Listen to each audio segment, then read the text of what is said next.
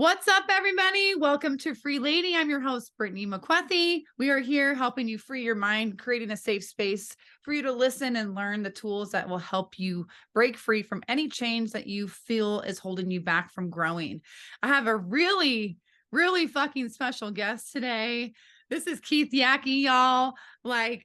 Come on, let's raise the roof on this one because this is incredible. Keith obviously owns the Married Game. Talk about what the Married Game is, Keith. Very simply, I teach guys how to get their wives to want to have sex with them again. Yes. And who doesn't want that? Yeah. Who doesn't want that? I mean, that's like so powerful in itself. And we have all these blockages in our minds that keep us from doing things that we want or say what we want. And I feel like you're the GOAT at all of this. Even with me being a female, like everything you say, I'm like, yes, guys, listen to this, listen to this, listen to this. I send your podcast to my partner. Just because like we're always constantly loving to level up. And I love it when you have your wife on your podcast. I mean, it's amazing. So we have so much fun doing it. You guys. We love it. Yeah. You guys can check him out on Instagram. He has a website. I promise you, number 3, like he'll change your life for sure. And I'm not even in his group because again, I'm a female, but I don't need to know that. Right. So, today's topic is a pretty emotional one. I have brought Keith on here to talk about the importance of brotherhood. He has really made a shift into having men get together and having really spiritual experiences through love and fun and journaling and communication. And this is what we need a lot.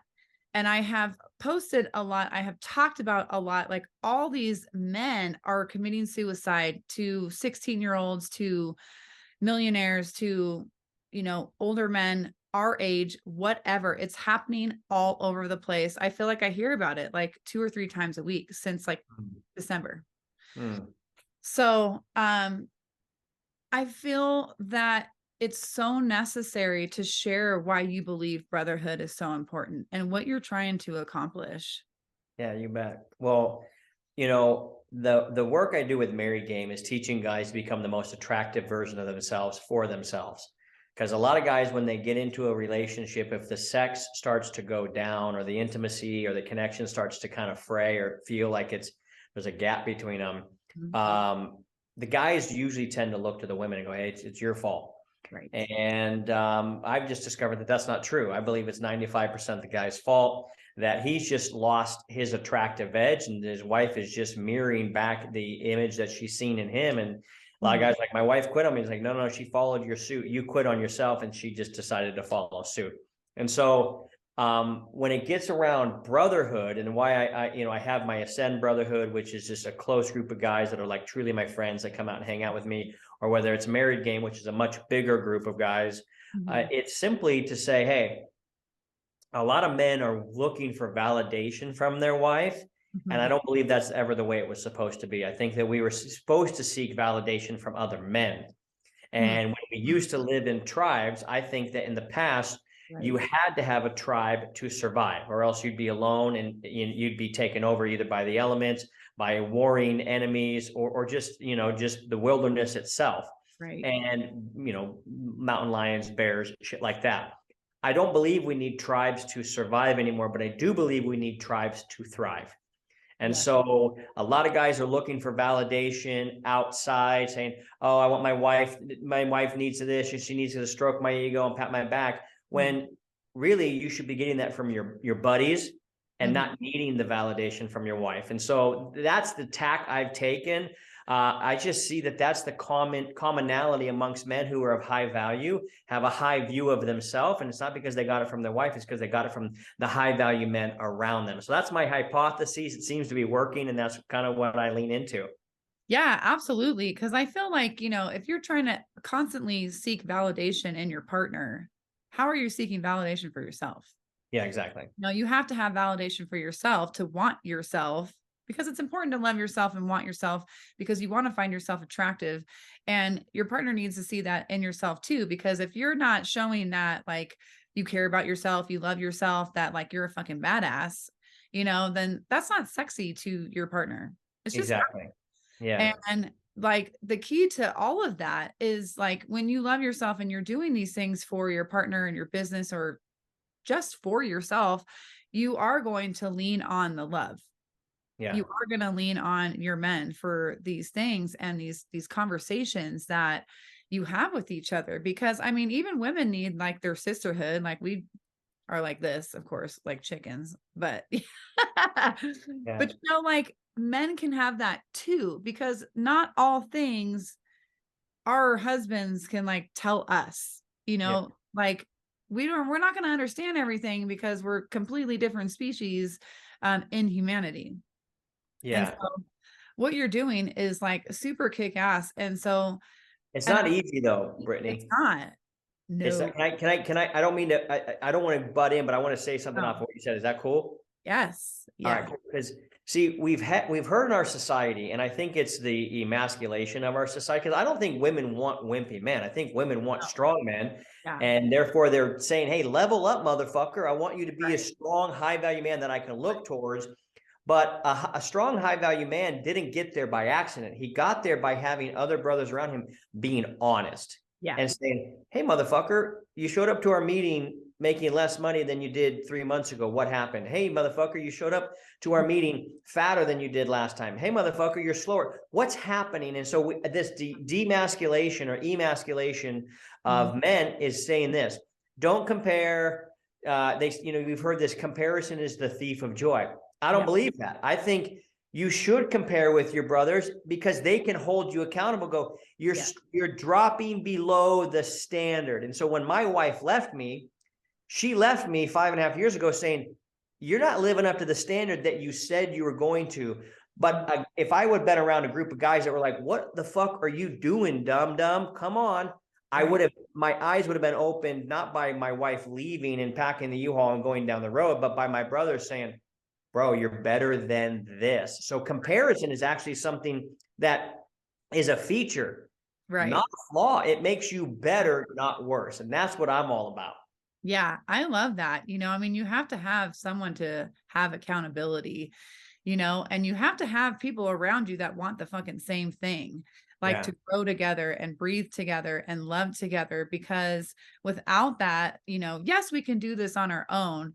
It's really, really hard. It's hard work. And that's why people don't want to do it. But it's even better with the hard work when you have your men, because right now, like I talk about this all the time, how the divine masculinity is being so shamed in our country right now. And that's where men are going to feel even more lost and feel hopeless and be like, well, what the fuck? I'm a man. I need to be a man. And I need to learn how to hunt, have sex, take care of my family, bring in funds, like everything like that. And it's just like society is creating these wimpy ass boys. Yeah, exactly. It's crazy to me. And like when you have that mentality, where's that strength going to come from? And then you're going to get to a place and be like, what did I just do to myself? No So standard. right. And it's just like people need to wake up and really see that being a man is beautiful. And being a woman is beautiful. And you can come together and be a badass couple, but you have to want to do the hard work. And people just don't want to do the hard work anymore. It's insane. No. Well, they've always, there's always only been like 5% of people that are successful. So it's humanity as a whole has always opted for lazy. The only reason why we see it more now in our society is because you truly can go to 7-Eleven and pay $2 for a meal and survive. Right. That's only been around for like what, maybe 100 years. Back in the day, if you didn't work, you didn't eat. It wasn't like, hey, if you don't work, we're not going to give you food. No, if you didn't fucking work, you didn't have anything to actually eat. So we've become an extremely soft society due to technology. Technology is the greatest thing that's ever happened to mankind, and it will be the thing that will enslave all of us. Yes. That's my opinion. That's so true. I mean, people knock on social media all the time, and I'm like, I have the greatest dudes, greatest women, like I get to talk to. Like I got to find out who you are through Bryce. Like Bryce is been such a true leader and talking about these things and doing what he's saying because of, you know, what he's grown through with you and himself. And even with Ryan Wheeler, you know, he's a friend of mine and through the Lion's Den, and just seeing how powerful of the things that you are doing for men is like, it's mind blowing. Yeah. And if men can really truly see to utilize social media, to utilize what you're actually looking and following the right people, it's a game changer, but it can kill you at the same time. You know, it's because it's a new standard. I think that we learn more through our eyes than anything. And so when we see, if we see a guy that's extremely ripped, we go, well, that's possible. If we see a guy that's really rich, we go, well, that's possible. If we see a guy that's radically in love, we go, well, clearly it's all possible. And then if you see it with your own eyes around people around you, you go, well, damn, like some of my best friends who make tons of money, have all the movements, all this stuff, they're just big old fucking knuckleheads like all of us. Right. But they decided to do a thing or two and to do it. So it's so beautiful. And the reason it's so hard is because you can't hide in a brotherhood. No, I think every guy should have one. Every guy should be a part of one. Right. And it's not that hard to create. You don't have to build one like me and have a man cave and invite them out and optimize for joy. But it's pretty awesome though. It's why the guys who come here, they go, this is amazing. How did you figure this out? I go, I just started saying, what the hell do I want? Fuck what everybody else wants. What do I want? And that's what led to a lot of this. Yeah, it's being vulnerable, right? It's being transparent. I think men have a really tough time doing that. But if you're around the like-minded people and you're around the brotherhood that like accepts you for who you are, and you get to shed everything that you have lied to about yourself, that's power. It's strength. And so when you created this, did you know what impact you were going to have on these men before you started this? Yeah, because I'll tell you why. So first and foremost, a lot of guys might be thinking, I'm so glad you have a lot of cool brothers, Keith. How do I get this? Mm-hmm. So I'm going to explain how to get it, A, and then B, with the origin of how I did it for myself. Number one, you know, everybody looks at money. Like we are an ancient primal creature living in a modern society. Yeah, we still are an animal. I think we're half divine and half animal. I think humans are half divine, half animal. We want to fuck, we want to fight, we want to tear shit apart, which is the animal piece. And then there's also this piece that we want to worship something that's bigger and better than us. And we have this beautiful ability to create. Like we can create. Like my dog doesn't create anything but shit and messes. That's what an animal creates: shit and messes. But this animal, these human beings that are apparently at the top of the food chain and made in the image of some creator, we have this ability to create. And so a lot of times, guys, when I tell them this advice, they go, oh, I don't like that. I go, well, you don't get to like or not like it, is the way it is. And here's what I want. If you don't like the group you're hanging around, you need to pay to get in a group of better people. Why? Well, because out here we work and they give us money. This is very fucking rare, man. This is not necessarily how it's always been in the example of humanity. We used to have tribes where we would barter chickens and this and that and the other thing, but we would be born into a tribe and we'd want to live up to the legend and the ethos of that tribe. Mm-hmm. It doesn't necessarily really exist today in the modern world, but you do see that maybe in sports teams. Only the best players make it on the team. Well, if you want to be on a badass team, you have to be a badass. And so therefore you've got to be committed to discipline. You've got to have value. You've got to, like, people forget that if you want to be around great people, you have to be a great person, or why would great people even want you around? Right. Okay. So for me, how I did it was I just started paying to be in the rooms of people that were where I wanted to be and where I wanted to go. The way we think about life was similar. We had a similar ethos and outlook on what we wanted to create in our life. And so I paid to be in those rooms and got to know the people, and then started to coalesce the people that thought the way I thought. Mm-hmm. Well, here's how I knew that my work would absolutely be groundbreaking for the men that met with me. It's very simple.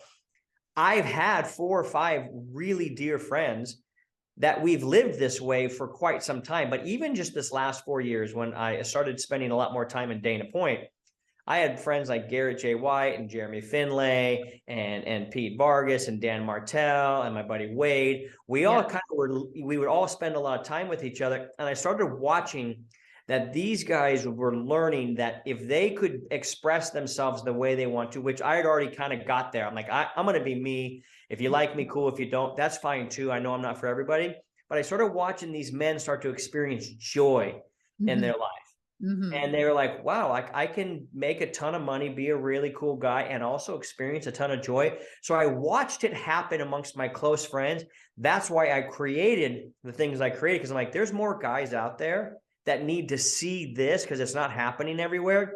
Right. That's why I created it. And so I knew when they were coming in, I knew the container to put them in, which is like playing spike ball on the beach, going go-kart racing, basically damn near arm wrestling and getting around campfires and talking and just doing dude shit that we love to do. Talking shit is the international love language of men. Shooting pool. Yeah. If we're not busting on each other, then it means we don't give a shit about you. Exactly. I knew that. I knew this because the guys are always like, man, we just love having you around. Well, no shit, because I bring in a tremendous amount of energy, a tremendous amount of transparency. And then people go, wait a second. So you live that way? Yeah. That means I can? Well, fuck yeah. Why can't you? Right. Okay. So I did know it was going to happen, but that was the origin of how it started happening. I love that. I love that. And it's so true. And I like that you bring in other aspects into your brotherhood. Like, I know you just had Jen come in for breath work. Yeah. And that shit's crazy. I mean, it's so powerful. And I loved hearing, Bryce's story and Ryan's story. They're like, dude, like, I just figured out my life doing breath work. Right. And that's so uncomfortable. Like, especially with a group of dudes, right? But if you're with a group of dudes who already feel comfortable being vulnerable and transparent, you're going to get everything out of that experience because you choose to. Yeah, we do it every time. It's amazing. It's amazing. So you have all these different aspects of like really diving deep and like seriously breaking each other apart through talking shit and breath work. And I think it's super incredible. And I want more men to come to you to utilize this energy that you have, the power that you have, the love that you have, and the love that you really want to see success in men, because it's damn near crazy and sad for how many successful men are committing suicide. Yeah. It's so sad. And like, they don't know these tools. And it's like, why don't they know these things? Why aren't they around these things? If they're really doing great in the life that they want financially, what's missing, in their world and their society. It's being accepted. I found it's acceptance because I've made a bunch of money for a while. And you can feel off if you don't if you don't feel celebrated by people and you just feel tolerated. It's a pretty lonely existence. And so I love being cheerleaders for dudes, whatever they're doing, whether they make more money, less money, I don't care. I just love winning and I love cheerleading guys. Yeah. And that's a powerful thing, because a lot of, there are some men that just want to see themselves win and they don't want to share it with anybody. And when you don't share and you don't give, you're going to be stuck at the same financial place that you started in. You're just a miserable cunt. Absolutely. It's so true. It's so true. So like, if you want to play that role of keeping it to yourself and like shoving all of this emotion down, like, yeah, you can have money, you can have girls, you can have boat, like whatever that means. But how is that going to make you feel if you're not being true to yourself and you're lying to yourself of like, I am fucking awesome because I have a lot of money. No, I'm fucking awesome because I'm me. Yeah. Yeah. I knew I got to that point, Brittany, when I finally was able to say, thank God I got Keith Yackey on my team. Hell yeah. I say that all the time. Well, hey, we got fucking Keith Yackey on our team. We can do anything. And I couldn't say that up until about 2 years ago, if I'm being really candid with you. And it was me doing the 75 Hard program that I was able to, for the very first time, it was October 26th, 2021. Right. I was in Vegas. Can I share this story with you? I'm on your show, so if you have questions you want to ask me, I don't want to derail it. We got all kinds of time. I'm freaking snowed in today anyway, so I can't even make it to work. Okay, cool. So here's what happened. I did 75 hard, and I don't know that it's 75 hard the program, but this was what 75 hard the program did for me. Okay. And the mechanism of 75 hard is that you do what you say you're going to do when you say you're going to do it without fault. So the number one principle of gaining confidence for any man, whether you're in a brotherhood or not a brotherhood, is simply do what you say you're going to do when you say you're going to do it without fault.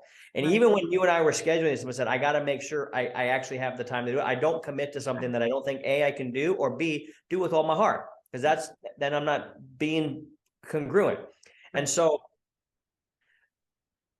I had done it I did 75 hard a few years back because everybody else was doing it. That was the in thing. And I realized I was a people pleaser. I liked being in on the in group. I liked being cool. And then I realized on October 3rd of 2021 that I wasn't really where I wanted to be in life. And I wasn't where I wanted to be financially. I wasn't where I wanted to be my goals. I wasn't where I wanted to be as a human being and leaving the impact on this earth that I truly wanted to leave. And I was having one of my meditation meetings, and I realized, shit, you've lost your discipline. You're too loose. And so I recommitted on 10/4 of 2021 to do 75 hard. Now, on 10/26, which is 22 days later, I had a real moment. So the night before, I went and did stand-up comedy in Las Vegas with a couple of my friends at the Wise Guys there. I had a lot of fun. I absolutely crushed on that set. And the next morning I was getting up to do a morning workout, one of my two. And I went down to the hotel. We were staying, I think, at the Aria. And they said, for you to use our workout facilities, you got to put a mask on. I said, well, you can go fuck yourself. So I went outside. I'm wearing my short shorts, just like I always wear. And it was cold as balls out there. It was like 38 degrees. And I'm like, well, I got to get my workout in, so I might as well do my outdoor. So I go outside. And I leave the city center area, and I'm heading right down in front of the Bellagio where all the fountains are going up. And there's these 3 homeless dudes out front. And they're like, damn, white boy. They're black dudes. They're like, damn, white boy, it is cold out here. And this just came out of me. And I looked to him, I said, not in here, it's not. Ooh. And I was like, oh, you fucking savage gangster. I finished my workout. It was cold as shit. I got back into my hotel room. It was still early. I think Jesse was still in bed. And I went to the mirror. And for the very first time in my life ever, I looked in the mirror and I said, I love you. I trust you. And I believe in you. To myself. It's the first time I ever said that. And I realized the only reason I could say this because I did what I said I was going to do no matter what. No matter how difficult it was, I always did what I said I was going to do. And it was at that moment I realized, oh my God, the way to truly gain self-confidence is by doing what you say you're going to do without fault. Now, that's my standard always now. And I've lost some friends over it. And I get in arguments with Jesse from time to time. I had a good argument this morning about, hey, if you're going to live around me and you don't do what you say you're going to do, I'm going to tell you that's some fucking bullshit. And if I don't do it, I apologize profusely. Like, I can't believe I fucking let that go. That's below my standard. That is so unacceptable for me. Now, it's rigid, it's crazy, but when you get around a bunch of guys and you live that way, and we all know we're lying to ourselves, we don't do all we say we're going to do. If we really can't believe that, you instantly know who the leader is. Yeah. So it's this standard. It's this habit of saying, I'm only going to do what I say I'm going to do if I'll fall. That was where I actually learned to love myself, which allowed me to start to love others. And it was the biggest transformational moment of my life ever in 44 years of living. That's crazy, but it's so amazing. And I feel like, if you're listening to this, you guys, like, you can start any freaking time. It doesn't matter like how old you are, because yes, time is crazy fast. It's so crazy fast. I mean, I hyperventilate sometimes. I'm like, like, what am I going to do? I have all these things to do and I have no time, but it's like, we have time to do it. We just have to relax and make that time. And I think it's a great thing. 75 hard, really, if you guys don't know what it is, look it up. It's Andy Frisella's workout plan for 75 days. It's not just like looking good and doing these workouts. It's a mental mind fuck to break free from any chains that doesn't serve you anymore. And when you level up, you are going to lose people in your life. Yeah.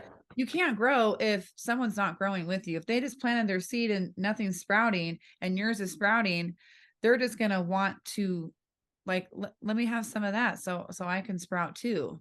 Yeah. Or, you know, let's sprout together in the same place so we can keep evolving and keep pushing ourselves and having accountability and letting us believe that we truly love ourselves. I feel like just like with New Year's, right? We have these goals like, oh, I'm going to make all these New Year's goals and blah, blah, blah, blah, blah. And most people break them because they're not doing it in bite-sized chunks and they're breaking these promises to their self. And I think your standard is the standard that everyone should live by.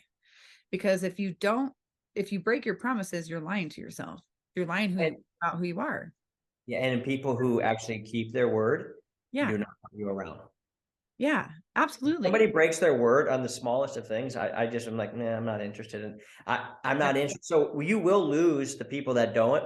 But there's a whole new level of people that are like, welcome. We've been waiting for you. Isn't that crazy? I feel like God's like that sometimes too. I don't know what you believe in, but I mean, I definitely believe in God. And I mean, honestly, it doesn't really matter what you believe in as long as it's bigger than yourself, right? Because you can collaborate that power and that energy, because really being spiritual is about energy, because energy isn't everything, you know? And, you know, you can feel that force and that love that you have something like guiding you and pushing you to that next level of success with everything, mind, body, you know, mental health and your business. And I also think it's truly great that you and your wife push each other to these standards. Oh yeah. My partner gets annoyed with me all the time. He's like, oh, you know, he's just like, and then the next days later, he's like, you know, I really appreciate you pushing me. You're annoying as shit. Yeah. But, you know, like, I thank you for pushing me, you know, like he wanted to start a podcast back in October. And I'm just like, come on. I mean, you don't have to start like in a perfect setup, you know what I mean? And so he's just recorded, he's pushing it out next week. And that's what we do for each other. So if you're having a partner that is going to push you, he pushes me too, then you're already leveling up. Then your friends are going to level up around you. And then you're not drop off. Or they drop off. Yeah. Right. And so, you know, these experiences are hard to get into, but it's also a choice that you have the ability to make. And I feel like if people just understood that your superpower is choosing the life that you want. Well, that's the job of a creator. If we were truly created by a creator to create. Right. Fucking get creating, man. You know, not everybody's going to do 75 hard. It's extreme. It's out of the box. It's crazy. It's hard. It's all the other things. But I think that somebody could get a lot of benefit out of it. If they say, hey, I'm going to do these 5 things every day, no matter what. It's not day 1 of 75 hard doesn't do anything to you. No. It's when it's day 13 and something really important came up. Like for me, I flew to 5 different cities to do stand-up comedy with my buddy Garrett Gunderson on his tour. That when I was doing that, I did it through the holidays. I had every excuse not to do it. I said, all these excuses are why the fuck I'm where I'm at. Fuck these excuses. These are fucking bullshit. I got to be better than this. And so I had said, I'm going to do it in the hardest season I can possibly do it in, because I want to prove to myself. So when I look at somebody and I go, you know what? I don't need you to love me because I love me. I've already put in the work. So if you like it or you don't like it, it's so radically irrelevant to me. It's so radically irrelevant because I already proved it to myself. And most people haven't been able to prove shit to themselves. So they can't look back at the body of proof. And here's the other thing that's really interesting. If you just picked 5 things it's just that you did them. But when it gets hard to do them, it's not convenient to do them. Or, hey, shit, I got a 6 o'clock flight, but there's no way I'm going to be able to get my second workout in. Fuck, I got to get up at 3 this morning to go do that, be able to shower, get ready, get packed, and get to the airport. Yeah. It's not, I got to get up. It's like, okay, well, that's what I got to do. Yeah. I'm not going to fucking ever break my word to myself. I love myself too much. Right. And This is not for everybody. I get it. Not everybody's they're going to like, oh, wow, that's amazing. They're right. going to try and it's going to fail, but you just got to keep getting back up and keep going. Absolutely. And that's the point of 75 hard, is that if you can mentally push yourself through 75 hard, what else can you push yourself with? That's what it's about. It's the mentality of like, I'm going to do this, and I'm going to continue to do this always, and have 90-day goals, have yearly goals where you're breaking and dissecting those goals like constantly to make sure that you are achieving those goals. Because you can say like, oh, I'm going to, own a country someday. I mean, that's really crazy. But, what does that look like? What does that look one day? What does it look weekly? What does it look monthly? Like, how are you going to get there? And that's what 75 hard teaches you. And it really is going back to yourself on how strong that you are. We are so much stronger than we think, so much stronger than we think. And when we get into that power, you're like, well, fuck, man, what else can I do?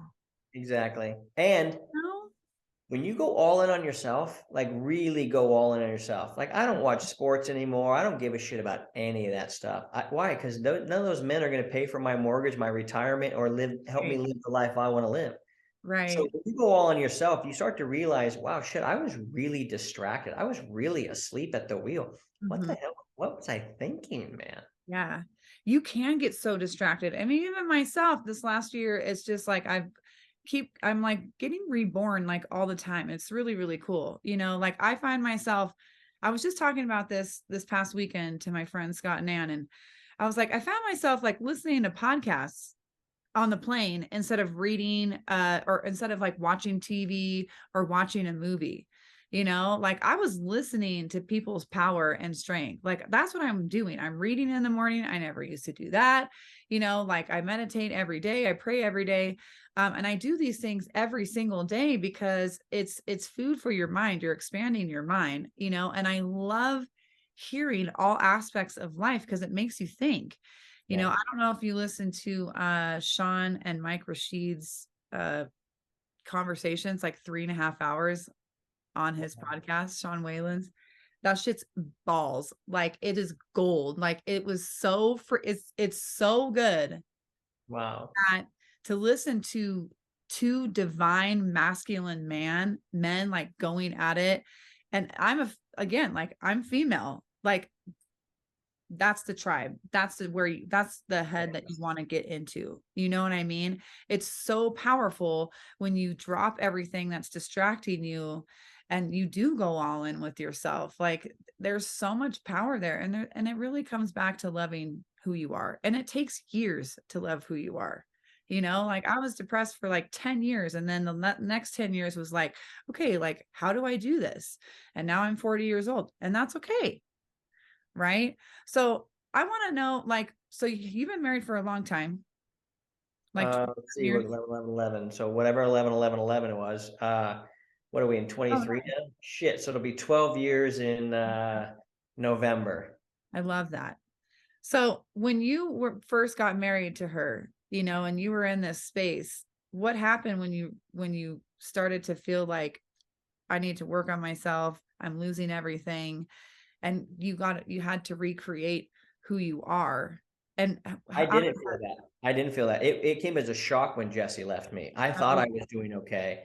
And it came as a real surprise. I was like, oh, but it was when she left me 5.5 years ago that made me realize, oh, fuck, I'm the problem. I'm the problem. That was the big aha for me, Brittany, was when she left. Yeah. And that's really powerful that she did that, because she did it for you. Yeah, she did it. Well, but she did it for you, because no one's going to change. No one's going to want to change if you keep, giving them the same things. You're enabling the behavior. Exactly. Yeah. That was the biggest, it was the biggest light bulb probably that ever went off on my life at that time. And I realized, shit, I'm 95% the problem.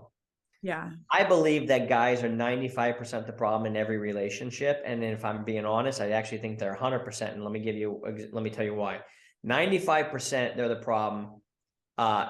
they're actually the issue in the relationship. But if they work through this and they realize they're not the problem, but they're willing to stay in a relationship that's fucking broken, they're 100% the problem for not standing up for themselves and saying, this is no longer acceptable. I need to move on. So when I tell a guy that because, married game is the Ascend Brotherhood is just me. And I max that at 30, 35 guys. It's just bros. I'm not trying to grow it. I don't care if it grows fast or not. That's not what it is. Married game is the thing I push and promote and push all the time. I do the Ascend thing because it's cool as shit, and the videos are fun, and I like that. It's more of like a really fun thing for me. But married game is where I'm showing guys, hey, listen, man, dude, your wife's not attracted to you anymore. My wife wasn't attracted to me anymore, and it was a real wake up call to realize, shit, this is on me. And then I was able to start to get to work on me for me. I wasn't expecting her to come back. She did come back 5 or 6 months later, but it's like whether you want your ex back or you want the sex back, you've got to become the most attractive version of you for you. And one of those things is truly doing what you say you're going to do. And there's some other dials that we talk about, but I just realized this is on me, man. This is all on me. Yeah. And she probably has fallen so much more in love with you because of that. Oh, dude, she's obsessed. I love it. Right? And you want to be obsessed with your man. I mean, like I'm obsessed with my partner now, and I want to continue to do that. And that's, why we're like in coaching groups, we're in relationship coaching groups, we share in podcasts together. We want to level up because, we have not been together for a long time, but, we're both in this place of like, choosing to love ourselves, to push each other, and to give that back. So it's a really, really cool thing that we have.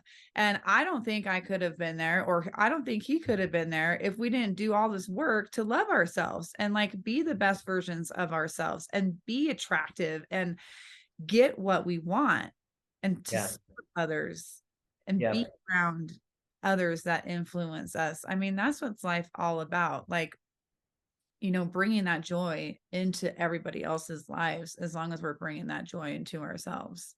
Yeah. Well, I believe attraction is the base.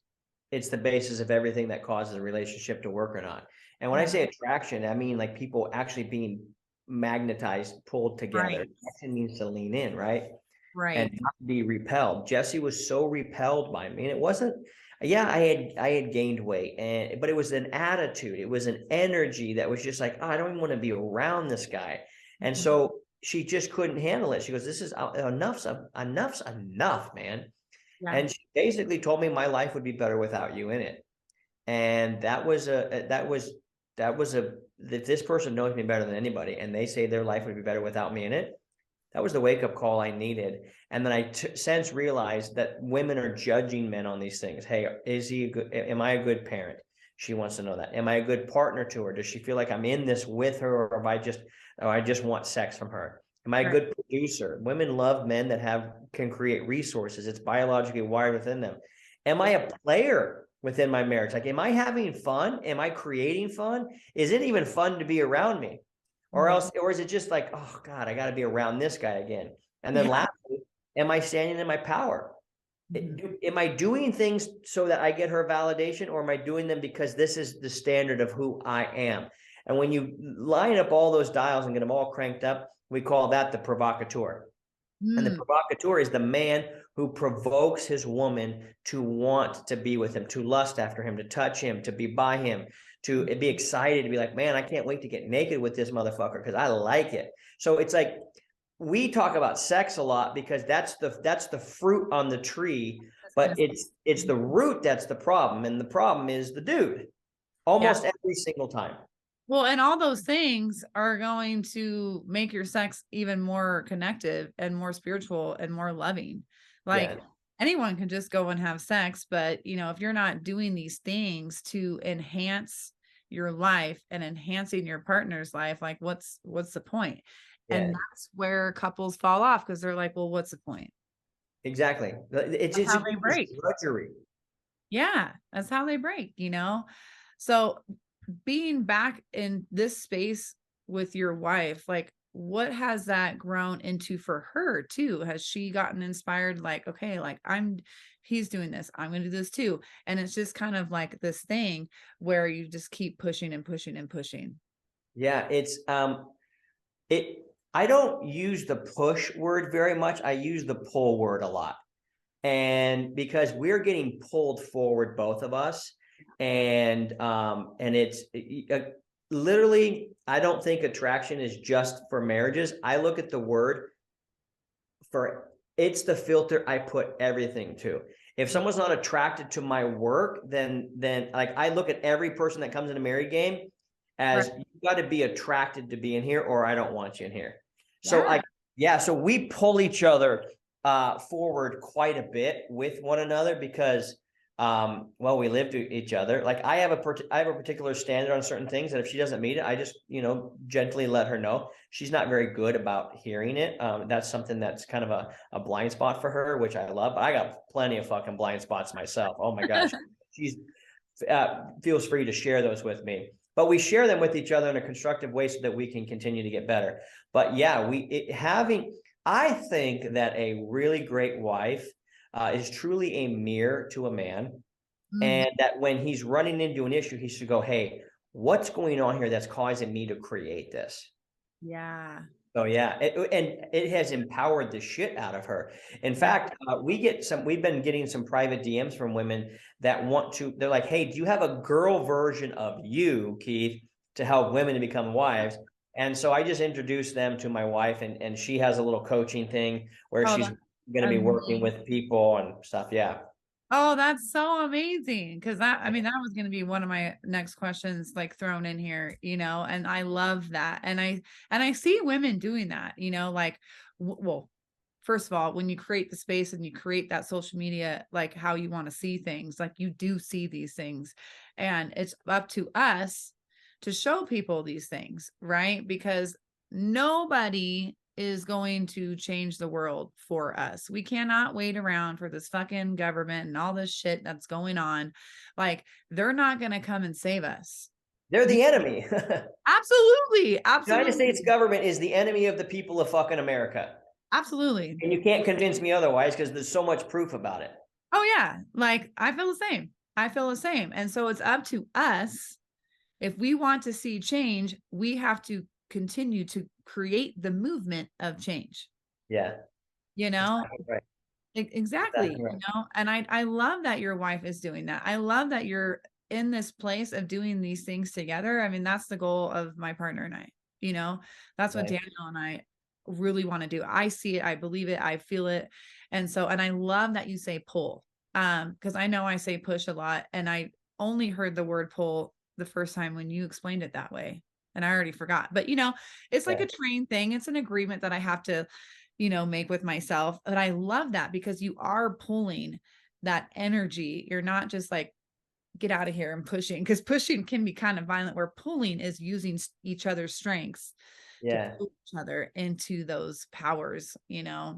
Just Well, listen, it's attraction. Like when I get real clear with people, hey, what's going on? They go on this, this, and this. I'm like, okay, well, we can solve that by doing this, this, and this. Is that right. something you want to do? If they're like, well, I got to think about it, I got to talk to my wife about it, or I don't think I want to do it. I'm like, okay, well, okay, bye. Because Yep. I only want to be around rock stars and all stars that are willing to do whatever it takes to get what they want. Anything else, it doesn't compute to me Yeah. that you wouldn't do whatever the fuck it takes to get what you Right. want. So Right. therefore, you're not cut from my cloth, and I don't want to be downgraded by you. You know what I mean? Yeah. Not I'm saying by anybody that's like that. It's like, oh, Yeah. you got some weakness in there that you're trying to spout and sell me. I'm not buying your weakness. Get Right. that bullshit out of here, man.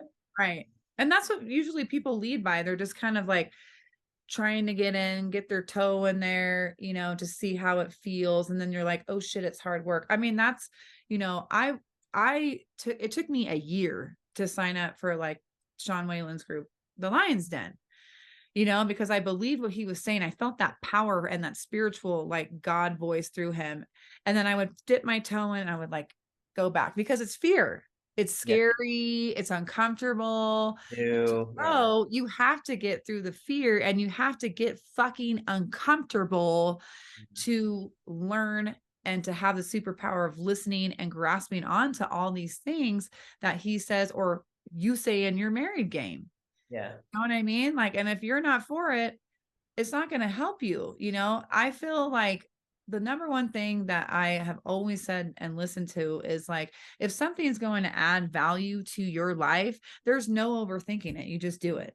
Exactly. Do it. And it all will play out for you. And, you know, if it feels like it's too expensive, well, guess what? If you are going to change and you're going to become powerful, like you're going to make more money because you are more attractive to you. Exactly. And others are going to be attracted to that. Exactly So right. Exactly. I just love it. I love it. I love it. I love it. And so, so you, how long have you guys had your podcast, and why did you choose to do that also?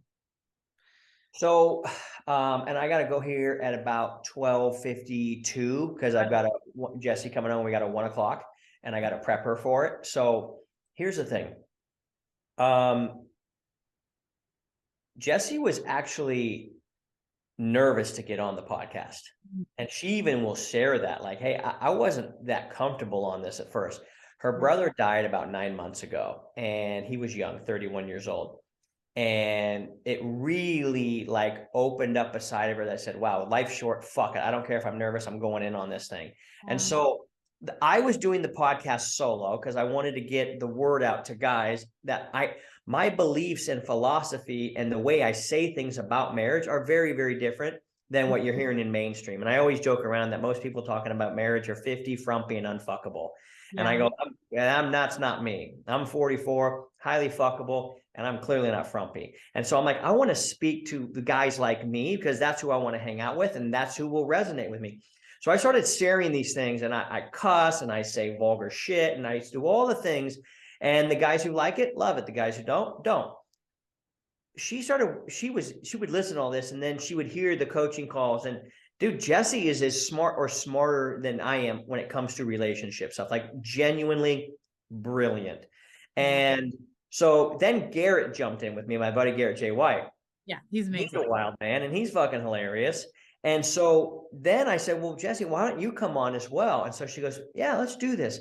So she started coming on, and I don't know, I've been doing the podcast, I think we're at 130, 135 episodes, and we do it, I don't know, man, we've done it a year and a half, maybe 2 years. I don't know. And she jumped on, and now she feels a lot more comfortable on the mic and can really articulate. She also does she does one of our weekly coaching calls with me and our group.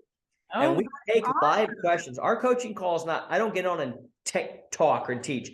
It's 100% Q&A. Yeah. So they jump on and they'll go, okay. And I'll tell you, we do them on Tuesday and Thursday. Thursday is the one that Jesse jumps on with me.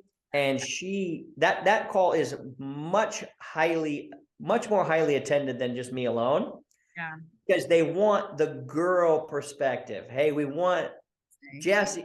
Hey, my wife did this. What is she thinking, Jesse? Yeah. And it's so fun. So dude, we shot a documentary. Our documentary comes out next week.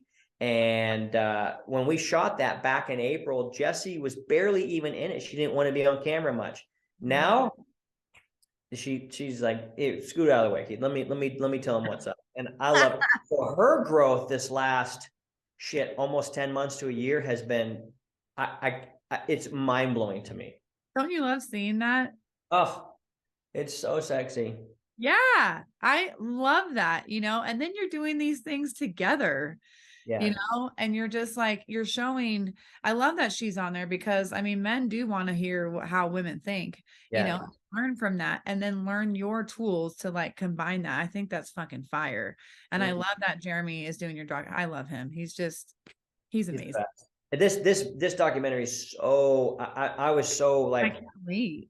Well done. It was so good. And when we do our Ascend Brotherhood, that's my small intimate group where we come to the man cave once a month. Actually, we're going to this week, or sorry, not this week, but in 9 days, we're heading to New Orleans with me and 20 of my buddies. I got us 2 VIP tables for the bare knuckle fighting championship. My buddy Alan is fighting for the heavyweight championship of the world. That's awesome. So we're gonna go and just yell and scream. Sean's gonna be there because they're the apparel sponsor, and Yeah. it's just gonna be one big hootenanny in New Orleans. Hell yeah. That's awesome though. And Like, all the guys love Jessie. She's like one of the guys.